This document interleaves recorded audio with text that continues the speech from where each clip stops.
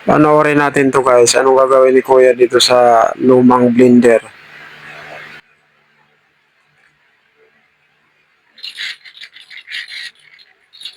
Yun oh, lumang blender, parang antique na 'to.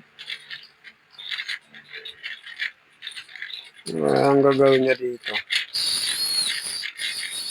lakas umikot oh, parang naka-turbo pa yung blender.